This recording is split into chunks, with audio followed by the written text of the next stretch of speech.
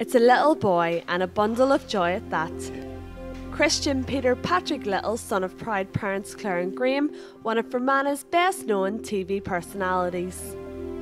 Christian Little arrived at 11:31 exactly on Thursday morning by cesarean section because he's awkward like his father, and he was in breech for the last 3 or 4 months of the pregnancy.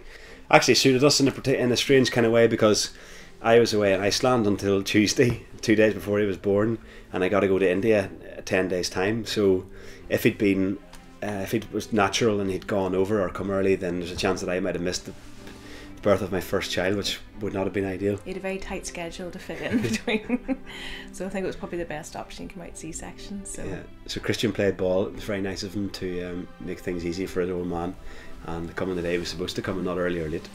Very surreal, sort of, because again with a C-section you get a day to come in to actually have your baby, so you have a time and everything, but it's just an amazing experience no matter what way they come out, because the end result's still the same. You still end up with a beautiful wee baby, so just delighted. So I think I'm still feeling a bit spaced out at the minute, but I'm going well.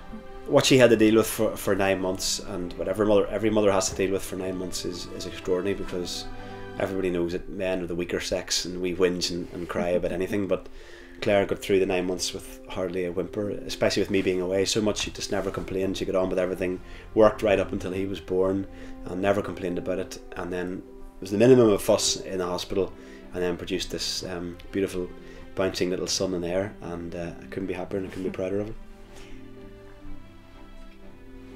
Christian is not the only big delivery for Graham this week. Not only has he become a dad for the first time, he's also just received copies of his first book, combining two of his greatest loves, travel and sport. To finish writing it actually 2 years ago, it's basically about the year I spent trying to be a world champion in anything. I entered a whole range of silly sports, which culminated in the elephant polo in Nepal, which we were fortunate enough to win the world title in that in December. It was the last championship I was going to enter. So a few years later, it's taken me quite a while to get the book finished. I'd actually finished writing it 2 years ago, like I said, but it's been a long process getting a publisher. That's finally happened now with the Brehon Press up here in Belfast.